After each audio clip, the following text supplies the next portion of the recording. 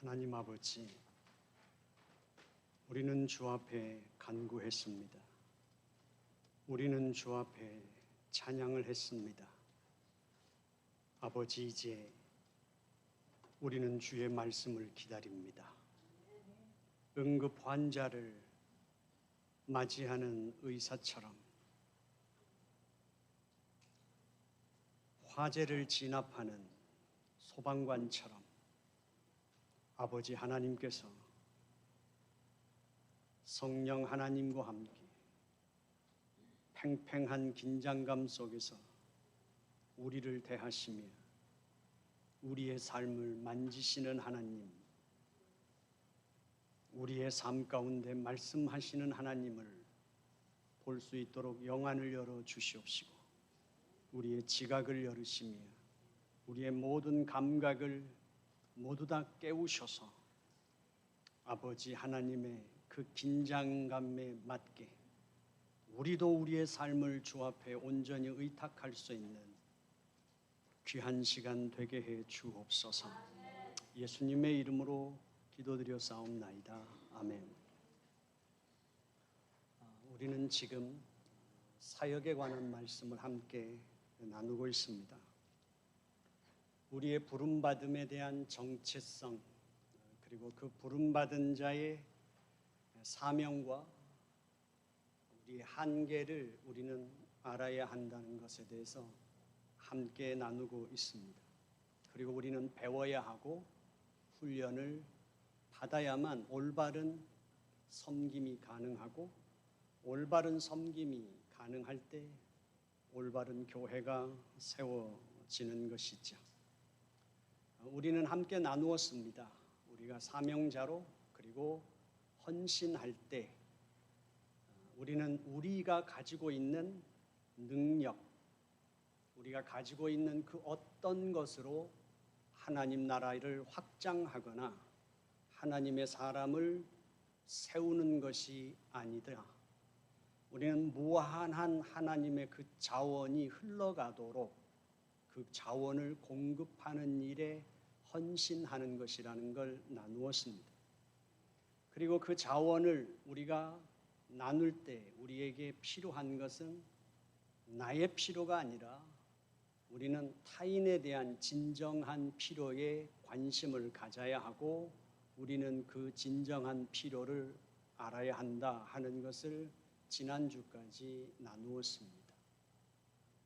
요한일서 3장 1절에 보면, 보라, 우리가 하나님의 그 어떠한 사랑을 받았는지를 알라고 말하면서 요한은 이렇게 말합니다. 그 1절 하반절에서 그들은 그것을 모른다고 말합니다. 그들이 진정으로 그들의 궁극적인 필요를 모르는 거죠. 우리는 우리에게 몸에 질병이 생겨서 통증을 느끼거나 우리가 몸에 불편과 일상의 제한을 받을 때 우리는 의사를 찾아갑니다. 분명히 내 몸이 아픈데 내 몸이 아픈 내 몸을 내가 모르고 나는 의사를 찾아갑니다. 그리고 내 몸이 어디가 어떻게 아프고 왜 아픈지를 의사에게 묻습니다. 바로 그것이 우리가 세상을 섬겨야 하는 이유라는 거죠. 나는 내 몸에 통증을 느끼고 내 몸이 더 이상 자유롭게 활동할 수 없는 제한을 우리는 내가 느낀다 하더라도 우리는 내 몸이 왜 아픈지, 그리고 원인이 뭔지, 어떤 처방을 내려서 어떻게 치료하는지를 우리가 모르듯이 하나님을 떠난 인간은 그 하나님을 떠난 인간이 겪어야 하는 삶의 제한과 고통들을 느끼면서도 그들은 그들의 삶의 길을 찾지 못하는 자들이라는 사실이죠. 우리가 그럴 때 우리는 분명히 안다는 것이죠. 인간에게 궁극적으로 필요가 한 게 무엇인지.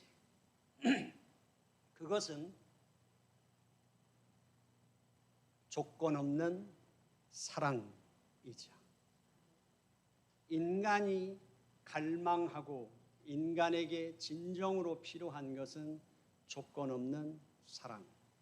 그래서 오늘 요한복음 3장 16절에서 하나님이 세상을 이처럼 사랑하사 하나님을 떠난 인간을 이처럼 사랑하사 독생자를 주셨다. 하나님이 이처럼 사랑했다라고 이처럼 그 사랑 요한일서 3장 1절에서는 그 하나님의 사랑이 어떠함 그 크기를 말하고 있습니다. 그것은 독생자를 주셨다. 독생자를 주셨다는 것은 하나님이 아들을 하나밖에 못 낳으셨는데 그 하나밖에 없는 아들을 주셨다는 것이 아니라 독생자라는 건 유일한 걸 주셨다는 것입니다. 그 유일한 것을 주셨는데 그 유일한 것이 뭐냐? 아브라함에게 하나님께서 이삭을 바치라고 요구하실 때 아브라함이 하나님 앞에서 그가 이삭을 바치기 전까지 그가 이삭을 데리고 모리아산을 향해서 그에게 장작을 지우고 올라갈 때 그가 가졌던 선제 그의 행위는 무엇이냐면 자기 자신이 죽는 일이었습니다. 하나님이 독생자를 주셨다는 건 우리가 자녀를 낳는 것처럼 한 명밖에 못 낳는데 한 명밖에 없는 아들을 주셨다는 것이 아니라 하나님 자신을 유일한 하나님 자신을 우리에게 주셨다는 것이죠. 그것이 지난주에 말씀드린 것처럼 사랑이 뭐냐? 사랑은 상대방의 진정한 필요를 채워주는 것. 하나님께서는 하나님을 떠난 인간, 사망 가운데 처한 파산한 인간에게 가장 필요한 것은 생명이었습니다. 죄의 권세로부터 자유하는 것, 그것을 위해서 하나님은 유일한 것을 주셨다는 사실이죠.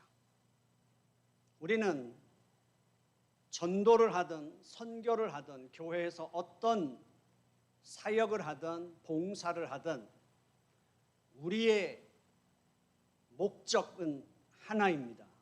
하나님의 사랑을 알게 하는 것.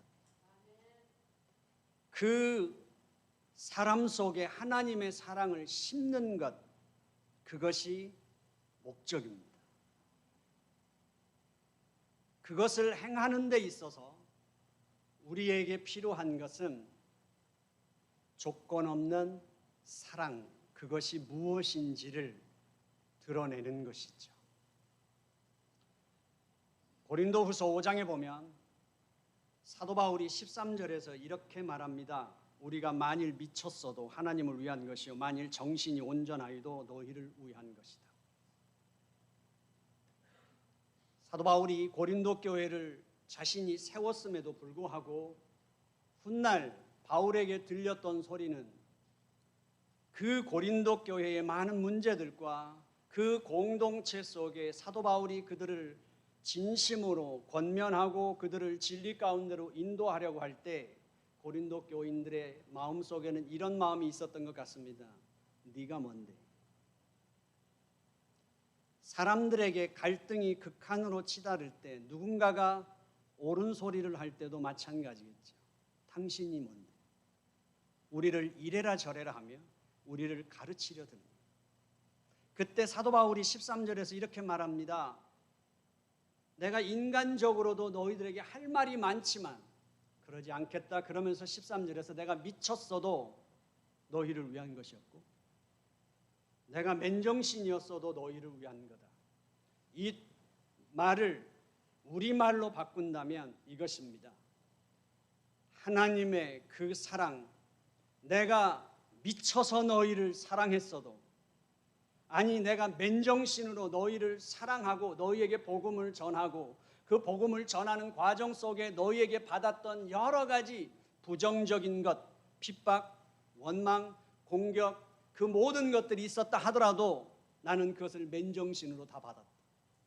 누군가가 암 수술을 하든 어떤 수술을 하든 마취제를 사용하지 않고 그 수술을 그대로 받는 것처럼 나도 너희와 동일한 성정을 가진 자지만 나는 미쳤어도 너희를 위한 것이고 내가 맨정신으로 그것을 다 받았어도 너희를 위한 것이다. 다시 말하면 내가 너희를 사랑한 건 어떤 사랑의 모습으로 나타난다 하더라도 그 하나님의 사랑 속에는 나의 사심이 없었으며 그 너희를 사랑하고 너희 그 고린도 교회를 세우는 모든 과정 속에는 나의 야망이 들어가서 그 하나님의 사랑이 오염되거나 그 하나님의 사랑이 왜곡되지 않다. 나는 순수하게 그 하나님의 사랑을 너희에게 드러냈다고 권면하는 것입니다.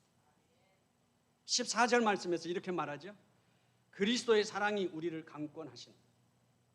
내가 미쳤어도 너희를 위한 사랑은 그리스도의 사랑이었고 내가 맨정신으로 너희를 사랑한 것도 그리스도의 사랑이었다. 왜냐하면 강권하시는도다라는 건 강제했다는 것이에요. 강제했다는 건 끌고 갔다는 거예요. 무엇이 끌고 갔습니까? 그리스도의 사랑이 나를 끌고 갔다는 거죠. 나도 너희와 동일한 성정을 가진 자라서 연약하지만 그러나 내가 너희를 사랑한 것, 너희를 사랑한 그 그리스도의 사랑을 오염시킨 적이 없으며 내 인간의 야망을 거기에 섞은 적도 없으며 하나님의 사랑을 쏟아부었다는 것이죠. 내가 그렇게 할 수 있었던 것은 하나님의 사랑으로 말미암은 것이며 하나님을 향한 나의 사랑이 너희에게 그렇게 사랑할 수 있었다. 15절 말씀에서 바울은 이렇게 말합니다. 그가 모든 사람을 대신하여 죽으심은 살아있는 자들로 하여금 다시는 그들 자신을 위하여 살지 않고 오직 그들을 대신하여 죽었다가 다시 살아나신 이를 위하여 살게 하려 하십니다. 나는 바로 그리스도의 그 뜻에 순종하며 너희들을 사랑했다고 말하는 것이죠.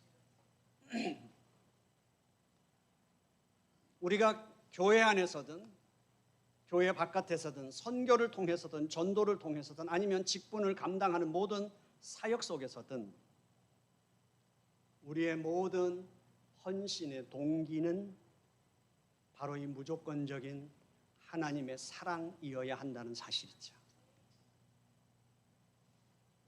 교회가 펼치는 모든 사역, 직분자들이 헌신하는 모든 사역의 목적은 바로 성도들에게 이 하나님의 사랑을 경험하게 하고 이 사랑 안에서 그들이 살게 하는 것입니다. 교회는 그래서 믿음이 필요하다고 말하고 교회는 헌신 공동체로서 믿음이 필요합니다.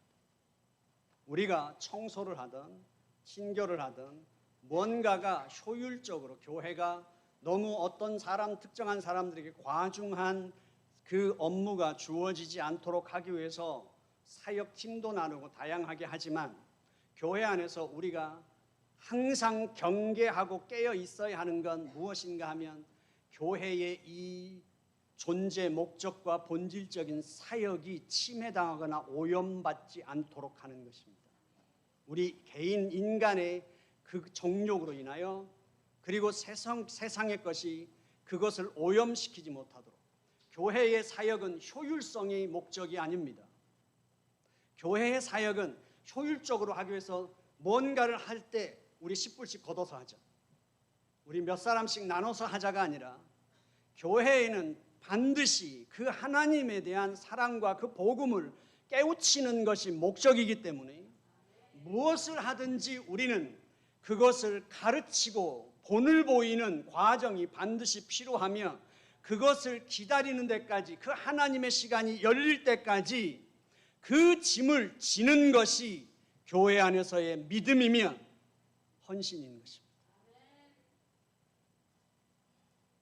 우리는 본능적으로 이 세상에서 태어나서 이 세상에서 살아왔기 때문에 어떻게 하는 것이 내가 더 많이 손해보지 않고 내가 더 많이 고생하지 않고 희생당하지 않고 함께 할 수 있는지를 금방 압니다. 본능적으로.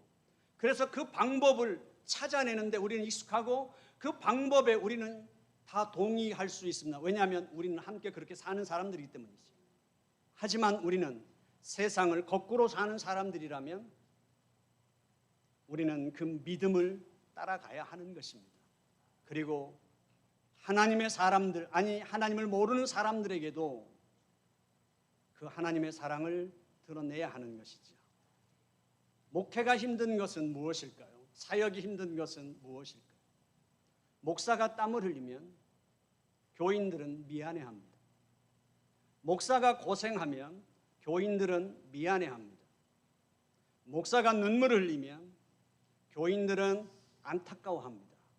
딱 거기까지입니다. 왜냐하면 현실을 넘어올 수 없기 때문이죠. 그러나 목사가 피를 흘리고 목숨을 내놓으면 교인들은 멈춥니다. 그리고 거기서 드디어 질문이 터집니다.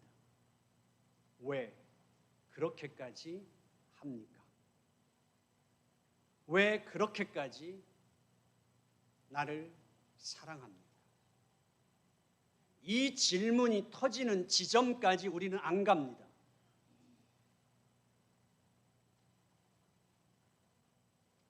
여기까지 가지 않는 한 현대교회가 아무리 좋은 예배당과 좋은 프로그램과 좋은 시스템 속에서 예배를 드리고 무엇을 한다 해도 우리는 가장 귀한 걸 잃어버렸는데 바로 그것이 복음의 능력입니다. 그 복음의 능력을 상실한 이유는 바로 이 지점까지 가지 않았기 때문입니다. 성경은 말합니다. 오른손이 하는 걸 왼손이 모르게 하라. 왜요? 우리 된 것이 거기에 섞이는 순간 나의 물질이든 나의 능력이든 나의 열정이든 나의 헌신이든 그 무엇이든지 그것이 나에게서 섞이는 순간 그 무조건 사랑이 오염되기 때문이죠. 그 오염되는 만큼 복음은 훼손되는 것이며 하나님의 생명력은 상실되는 것입니다. 그래서 하늘의 밀이 땅에 떨어져 썩어 죽지 않으면입니다. 나 자체가 완전히 소멸되듯이 사라져야만 거기에서 예수의 생명의 싹이 난다는 거죠. 주님은 말씀하셨습니다. 나를 따르는 자는 자기를 부인하고 자기 십자가를 지고 나를 따르라. 길은 없습니다.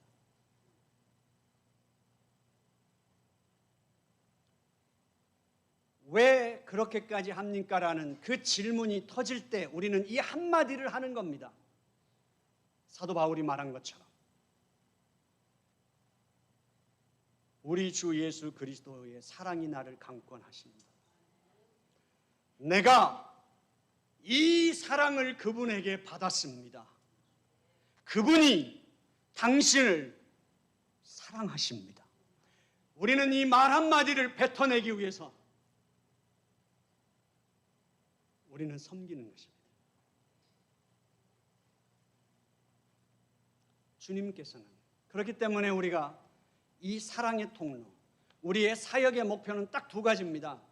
바로 사람들의 심령 속에 하나님의 사랑을 심는 것, 위로는 하나님께 영광을 돌리는 것. 그 영광이 무엇입니까?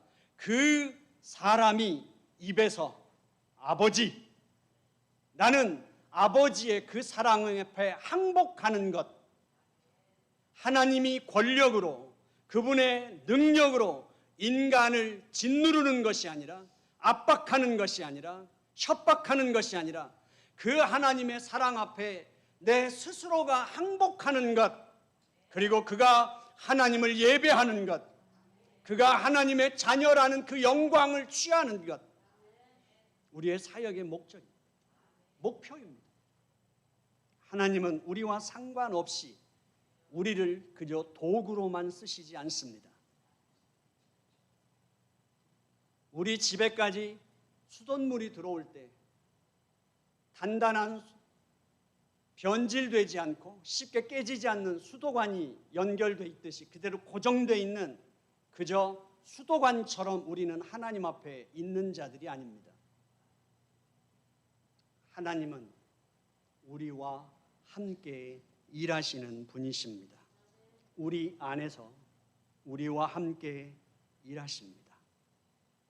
하나님께서는 우리의 섬김을 통해서 무한한 하나님의 자원을 이 세상 만민에게 나누실 뿐만 아니라 또한 섬기는 자들에게도 하나님은 복을 주십니다. 하나님은 목사에게, 장로에게, 권사에게, 안수 집사에게, 어떤 선교사에게 너는 내가 책임질 거니까 너는 희생만 해, 이렇게 말씀하시지 않습니다. 섬김을 받는 자와 섬기는 자가 동일하게 하나님의 복을 받는다는 것이죠. 그 섬기는 자가 받는 복이 뭘까요? 이 복을 못 받는다면 그의 섬김은 문제가 있습니다. 반드시 문제가 있습니다. 섬기는 자가 누릴 수 있는 복이 뭘까요? 섬기는 자가 누릴 수 있는 복은 하나님의 사랑의 실체와 능력을 내가 가장 먼저 경험할 수 있다는 사실입니다.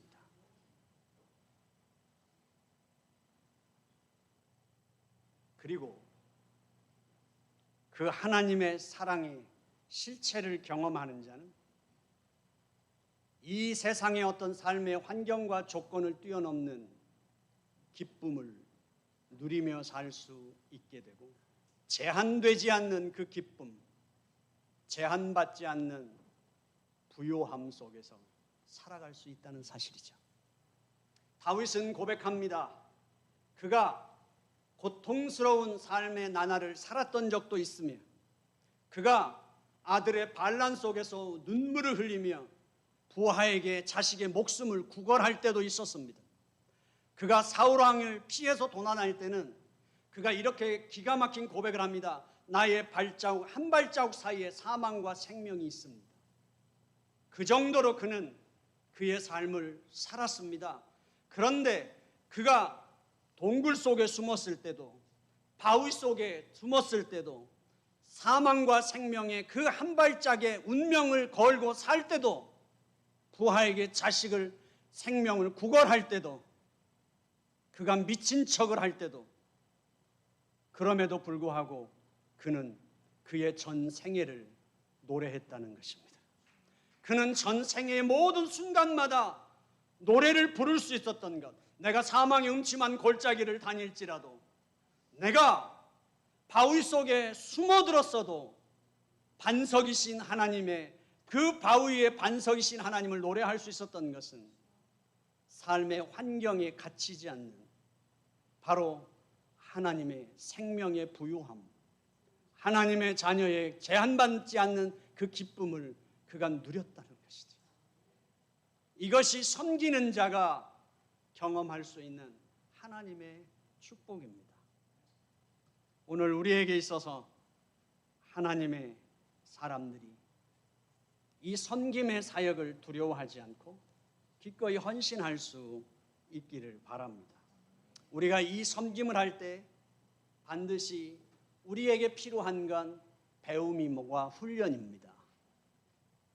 배움과 훈련이 반드시 필요하고, 이 배움과 훈련과 함께 모범적인 선배들이 있어야 하고, 그리고 우리가 간과하지 말아야 할 또 다른 한 가지는 균형입니다. 하나님은 세상을 이처럼 사랑하셨습니다. 그런데 하나님은 세상을 이처럼 사랑하셨기 때문에 하나님이 나를 사랑하신다는데, 나 같은 인간도 하나님이 사랑하신다는데, 그래서 하나님은 나를 사랑하신다고 하는 데다 너무 한쪽으로 치우치게 되면 우리는 거룩과 공의를 잃어버리게 됩니다. 이게 이 미국에 있는 쪽에 한쪽으로 치우친 신앙이고, 우리 한국 사람, 유교에 물들어 있는 우리 한국 사람들은 훨씬 엄합니다. 공의로우시고 심판하시는 하나님 쪽에 가 있습니다. 그래서 우리 한국 사람들이 이거죠. 주일날 어쩌다 한번 죄책감을 갖고도 빠졌는데 무슨 작은 일이라도 생기면 내가 예배 빠져서 그런가? 하나님 앞에 벌 받았나? 헌금 안 드려서 하나님이 이 돈을, 내 돈을 나가게 하셨나? 이런 생각이 본능적으로 거의 다 입력되어 있습니다.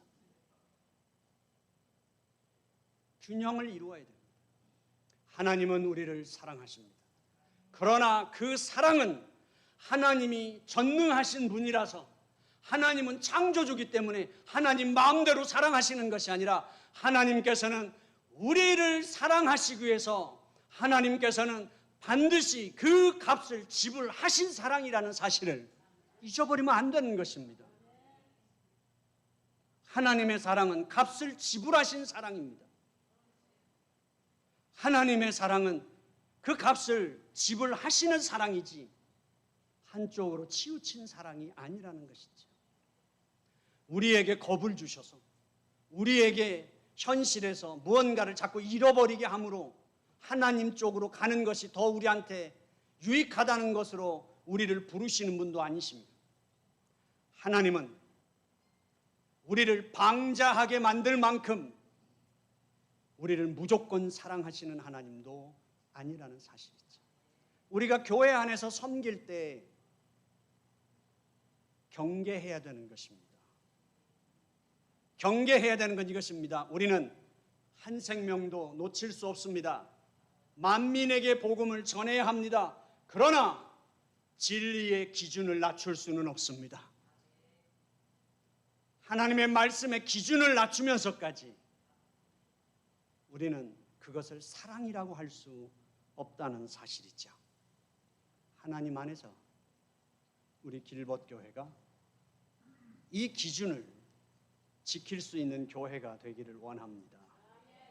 이제 한 발짝 더 나간다면 우리는 사랑을 함에 있어서 지정의가 균형을 맞추며 온전해야 하지만 우리 인간은 그것을 맞추기에는 턱없이 부족합니다. 그리고 이기적이며 우리는 죄를 가지고 살아가는 사람들입니다. 우리의 사랑은 성숙해 갈수록 의지적인 사랑 쪽으로 옮겨가게 됩니다. 20대에는 연정이라고 말할 수 있겠죠. 남자는 여자를 사랑하게 되는 것이고 여자는 남자를 그냥 사랑합니다. 이쁜 여자를 사랑하고 멋있는 남자를 사랑하든지 능력 있는 남자를 사랑하든지 사랑에 꽂혀서 사랑을 합니다. 그러다가 이제 결혼해서 살면서 50대, 60대가 되면 그 삶이 함께 있는 사랑, 그것이 애정입니다. 함께 살면서 터득하게 되는 것, 미안함을 배우게 되고 그리고 고마움을 알게 되죠. 안쓰러워 보이기도 하고 당연한 것이 아니라 그것이 헌신임을 알고 있습니다. 그것이 희생임을 아는 것이죠. 그렇다 하더라도 70, 80이 되면 이제 인간적인 사랑으로 넘어가죠. 그 인간적인 사랑은 이제는 모든 것을 떠나 책임지는 것입니다. 여기에서 여러분들이 조심하셔야 될 게 있습니다. 가정 강의는 아니지만 모든 단어에는, 이 세상에 존재하는 모든 단어에는 사연이 없는 단어는 없습니다. 모든 단어에는 다 사연이고 그 단어가 탄생하고 그 단어가 쓰임받고 존재합니다. 그런데 잘 못 사는 사람들은 뭘 기억하냐면 행위를 기억합니다. 살면서 속색인 거, 살면서 잘 못해준 거, 살면서 힘들게 한 거, 이걸 기억합니다. 그리고 자자손손 대물림 해줍니다. 아들한테, 딸한테 화가 날 때마다, 속상할 때마다, 싸울 때마다 그걸 네 애비가 이랬다고, 네 애미가 이랬다고 계속 말합니다. 그래서 대물림 해줘요. 그 운명은 누가 뒤집어 씌운 것이 아니라 자기가 계속 누에 고치 만들어 가듯이 계속 자기가 그 인생을 그렇게 감싸서 이제 갇혀버리는 것입니다. 그러나 어떤 사람들은 그것을 사건화하기도 하지만 거기에서 인간의 삶을 읽어낼 줄 알고 그리고 관계에 성숙해가는, 성장해가고 채워져가는 그 과정을 보게 됩니다. 그렇게 되면 내 남편만 속색인 게 아니라 인간은 다 거의 비슷하게 거쳐가는 그 과정 속에서 우리가 지금 어디에 와 있는지, 그리고 우리는 지금 무엇을 만들어가고 어떤 가정과 어떤 관계와 어떤 부부와 어떤 가문을 세워가고 있는지를 읽어내는 사람은 새로운 단어를 만들어냅니다. 우리는 지금 길벗이라는 단어를 쓰고 있습니다. 그리고 그 길벗이 무엇을 의미하는지도 계속 반복적으로 사용합니다. 그러나 그 길벗에 대한 단어를 이해하고 그 길벗이라는 단어를 쓰는 때마다 우리는 다 각자 다릅니다. 교인들을 대할 때도 저 사람이 그때 이렇게 했는데 저 사람이 그 교회에서 이랬다는데 맨날 그것만 내리는 사람들이 있어요.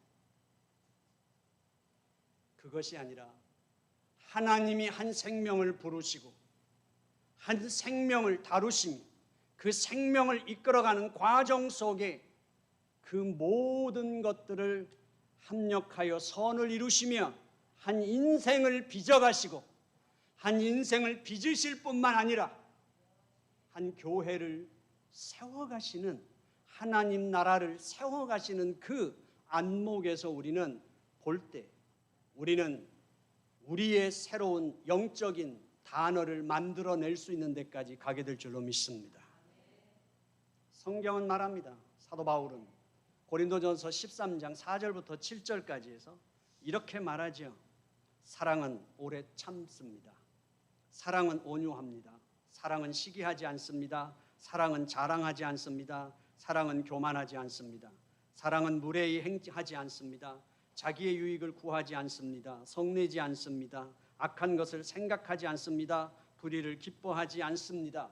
이 부정적인 이 모든 것은 40일 작정 기도하면 그냥 떨어지는 게 아니라는 겁니다. 사도 바울이 내가 맨정신으로 너희를 사랑한 것도입니다. 맨정신으로 사랑한 것도. 긍정적인 면에서 진리와 함께 기뻐한다는 것도 성령 받으면, 불 받으면 당연하게 있는 일이 아닌 것입니다. 모든 것을 참는 것도, 모든 것을 믿는 것도, 모든 것을 바라는 것도, 모든 것을 견디는 것도, 이 모든 것에 우리가 섬기는 이 길복교회 교인들이 다 들어있습니다. 그리고 우리가 교회 바깥에서 전도하는 그 모든 사람들입니다. 그 모든 사람들을 우리가 믿고 그들에게 바라고 그들을 기다릴 수 있는 것. 바로 우리가 이 사랑으로 부름받고 있다는 사실이지. 이 의지적인 사랑, 이 사랑으로까지 우리는 나아가야만 합니다. 그 과정에서 에베소서에서 사도 바울은 부탁합니다. 성령 하나님을 근심하게 하지 마십시오. 에베소 4장 30절부터 32절은 하나님의 성령을 근심하지 말라. 그 안에서 너희가 구원의 날까지 인치심을 받았느니라. 어떻게 하는 것이 성령을 근심하게 합니까? 너희는 모든 악독과 노함과 분냄과 떠드는 것과 비방하는 것을 모든 악의와 함께 버려라. 이게 어디서 나오는 겁니까? 에베소 공동체 속에 있었으니까 사도 바울이 썼겠죠. 우리가 주의 일을 하면서 교회에 와서 화장으로 30%를 나를 가장하고 멋있는 옷으로 20%를 나를 덮고 와서 멋있는 신앙을 가진 사람처럼 앉아있지만 파킹랏에 가서 차에 시동을 거는 순간 그때 혼자 하는 말, 그리고 부부가 하는 말, 집에 가서 그리고 전화로 너하고만 하는 말이야 라고 하는 말, 그 모든 말은 다 우리에게 무엇일까요? 우리의 헌신이 그러기 위해서 우리에게 반드시 필요한 것 세 가지가 있습니다. 의지적인 사랑을 하기 위해서 기도입니다. 기도. 생명을 사랑하는 것은 기도 없이 불가능합니다. 어떤 인격자도 어떤 능력자도 불가능합니다. 여러분들은 아시지 않습니까? 자녀가 태어날 때 이 세상에 별처럼 반짝거리는 그 자녀가 그 사랑스러운 자녀를 위해서 못할 것이 없는 것 같지만 그 자녀가 나의 인생의 왼수가 되는 데는 그렇게 오래 걸리지 않습니다. 자식도 그러한데 누가 누구를 사랑할 수 있겠습니까?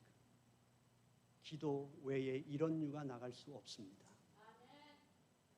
눈물로 기도하는 것. 이 예배당이 눈물로 젖을 만큼 기도하는 교회가 되어야 하지 않겠습니까? 그리고 또 하나는 이것입니다. 시험입니다. 시험. 사람의 문제가 있는 게 아닙니다. 모든 교인은 정상입니다. 그래서 하나님은 목사를 보내셨고 직분자를 세우셨고 교회를 세우셨습니다. 섬기면서 받는 모든 시험은 내가 섬기는 자로 부름받았기 때문에 당연한 것입니다. 그것을 우리는 이렇게 생각합니다. 그렇기에 내가 오늘 여기에 부름받았고 존재한다는 사실을, 그리고 하나님께서는 그들을 사랑하신다는 사실을. 솔직히 우리가 이런 거죠. 마지막으로 예화를 들면 사울 왕과 이스라엘 군대가 골리앗 앞에서 꼼짝 못했어요. 그 거대한 장수 앞에서 골리앗이 하루에 2번씩 나와서 외쳤어요. 여호와의 백성들아, 여호와의 백성들아, 너희가 사신 하나님을 믿는다고 말하지 않느냐? 너희가 사신 하나님의 백성들이 아니냐? 너희의 하나님이 살아계시다면 나와봐라. 나와 싸우자. 하루에 2번씩 나와서 외쳤지만 사울 왕도 그 군대도 아무도 입도 못 열었어요. 아버지의 심부름으로 다윗이 왔습니다. 소년 다윗이. 근데 마침 골리앗이 나와서 그 외치는 소리를 들었어요. 그 거대한 골리앗 앞에 현실적으로는 다 오금이 저렸지만 다윗이 그 소리를 듣고 그가 입을 엽니다. 내가 살아계신 하나님의 이름으로 네게 나간다. 너는 칼과 단창을 가지고 내게 오지만 나는 여호와의 이름으로 네게 간다. 이게 그저 특별한 게 아닙니다. 저는 이렇게 생각합니다. 만약에 국가대표 선수들이 쏘는 그 활의 목표처럼 우리가 쏘라 그러면 우리는 못 맞춥니다. 그러나 이 길벗교의 벽만 한 데다가 활을 쏴서 맞추라 그러면 웬만큼 쏘면 맞출 수 있습니다. 사랑하는 성도 여러분, 우리는 인생을 살다 보니까 사람을 만나면 견적이 대충 나옵니다. 그래서 내가 어느 정도까지 관계를 맺으면 내가 상처 안 받고 내가 크게 손해 안 보고 살 수 있는지.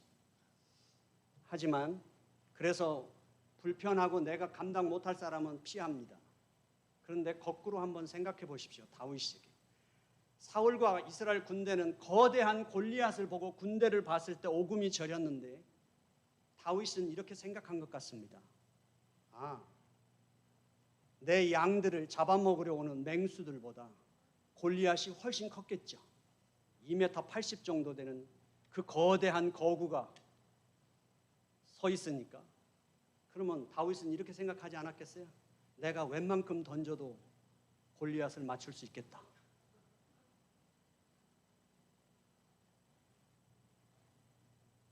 여러분들이 나가서 복음을 전하든 교회에서 섬기든 교인들을 섬기는 건 아직 하나님의 사랑을 잘 모르기 때문에 어디를 건드려도 하나님의 사랑을 느끼게 할 수 있어요. 그렇죠? 근데 장로님을 섬기고 안수이사님 섬기고 권사님들 섬기는 목사는 관역이 계속 좁아졌잖아요.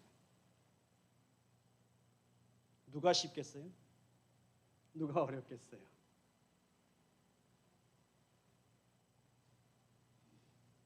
불편한 사람, 성격이 나하고 안 맞는 사람, 삶이 늘 도움만 줘야 되는 사람, 그 힘든 사람을 바라볼 때 우리는 나는 감당 못해가 아니라 어디를 건드려도 하나님의 사랑이 나타날 수 있는 사람, 그 시선으로 우리가 그리스도의 사랑에 헌신할 수 있는 저희 교회가 되기를 원합니다. 기도하겠습니다. 이 시간 우리 같이 기도할 때 특별한 어떤 불편하지 않다면 옆에 앉은 분들을 한번 바라보실까요? 어디서 만나든 누구한테 소개할 때 우리 길복교회 다니는 집사님이야, 우리 교인이야가 아니라 내가 섬겨야 할 사람으로, 기도의 짝으로서 이 시간 내 옆에 사람을 축복하고 내 옆에 사람을 내가 섬기는 자로 함께하기 위해서 이 시간 서로 기도하는 시간을 갖겠습니다. 기도하겠습니다. 하나님 아버지, 주님, 이 시간 주님 앞에 와서 우리는 말씀 가운데서 사랑의 헌신 가운데로 부름을 받았습니다. 아버지 하나님, 주님께서 함께 하시고 인도하여 주시옵시서.